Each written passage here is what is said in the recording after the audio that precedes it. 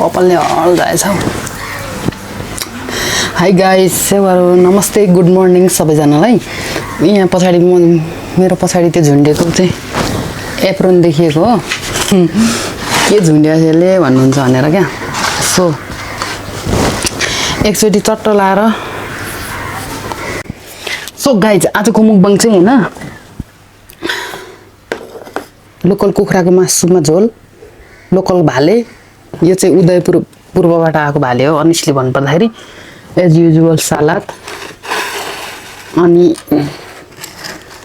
मसँग करेला पकाएको छ। अनि यो चाहिँ फर्सीको मुन्टा। मेरो घरमा चाहिँ एउटै मात्र फर्सीको बोट छ, अनि त्यसको त्यो फर्सीको बोटमा चाहिँ जम्मा 3 मुन्टा हुन्छ क्या। 3 मुन्टा चाहिँ म चोर्दै ल्याउँदै पकाउँदै मलाई ठिक्क पुग्छ, अनि मुकबाङ हान्ने हो। अनि यो चाहिँ के भन्छ, मुलाको तरकारी भनौँ न, मुलाको तरकारी मिठो हुन्छ मुलाको तरकारी। So let's start. लोकल कुखुराको चाहिँ झोल खानुको मजा बेग्लै हुन्छ है गाइज। के भएर यो थाल कडाक कडाक गर्दै हल्लिन्छ।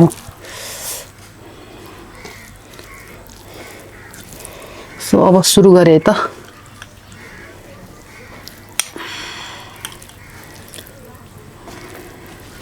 आइटम त ख्यालमै खत्रै हुन्छ क्या मेरो। खाने बेलामा चाहिँ म चाहिँ खानेकुरा चाहिँ खत्रै खाने हो नि त, आइटम मिलाएर।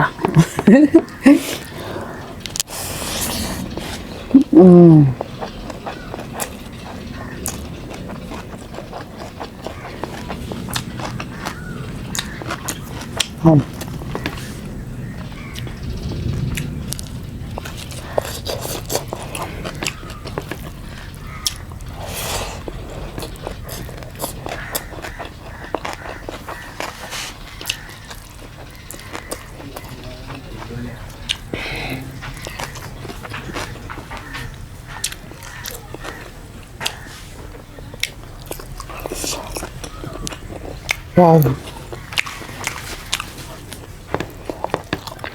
क्या टेस्टी वाले यार।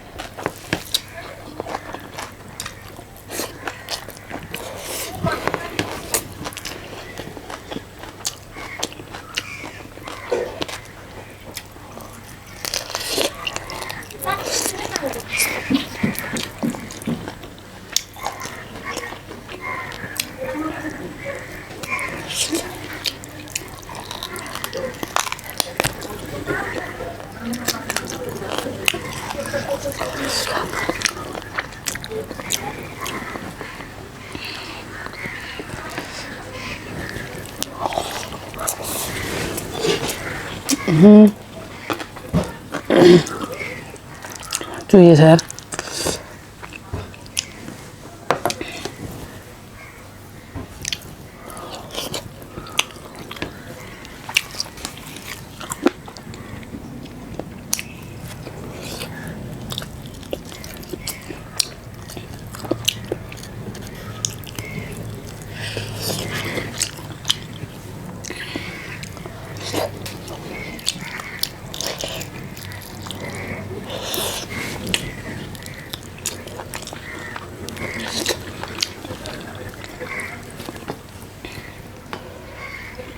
तिते करेला खानै बिर्सेछु पो।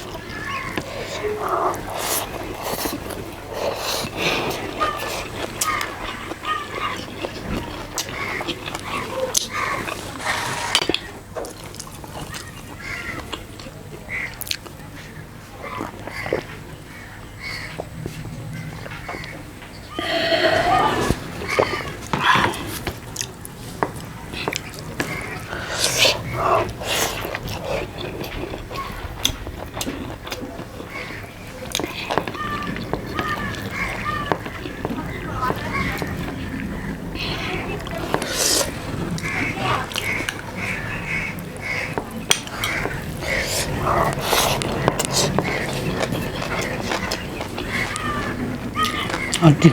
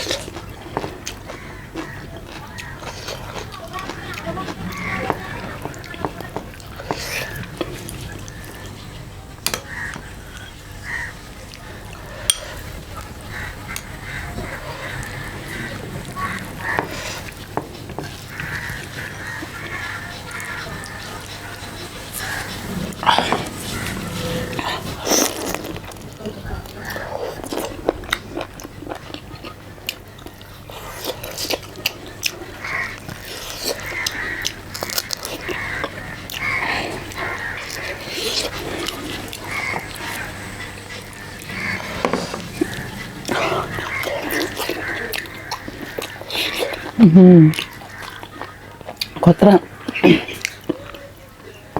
भाले त टिक्खर रहेछ नि त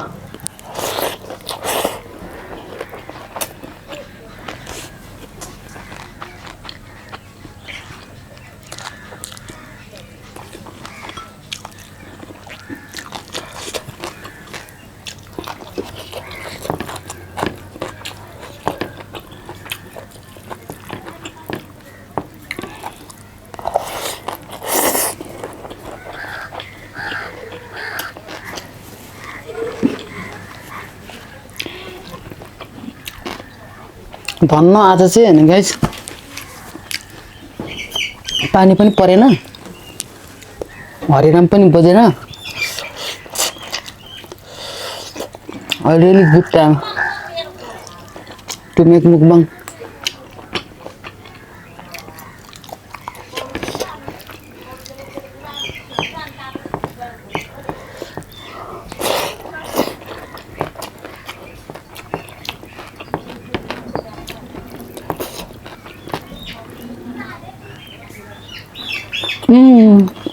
के सर टोक्छ यो पोथीले यार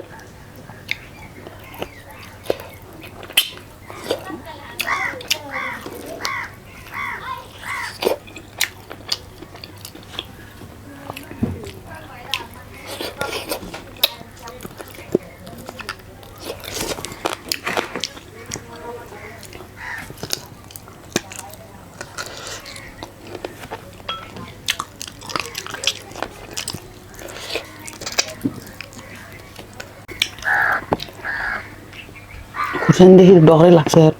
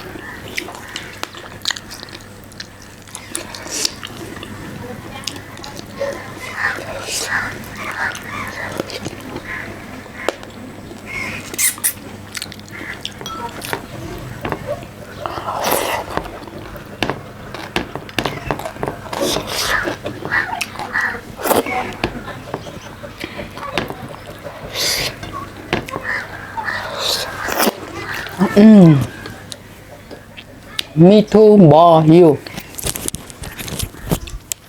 okay guys I am done होइन। डन भन्दा नि यहाँ तिते करेला रह्यो अनि यहाँनिर सलाद छ।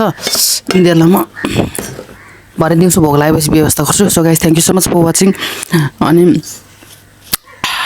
आज पनि सिङ्गल मुकबाङ कस्तो लाग्यो कमेन्ट गर्न नभुल्नु होला। हजुरहरूको दिन शुभ रहोस्। By by.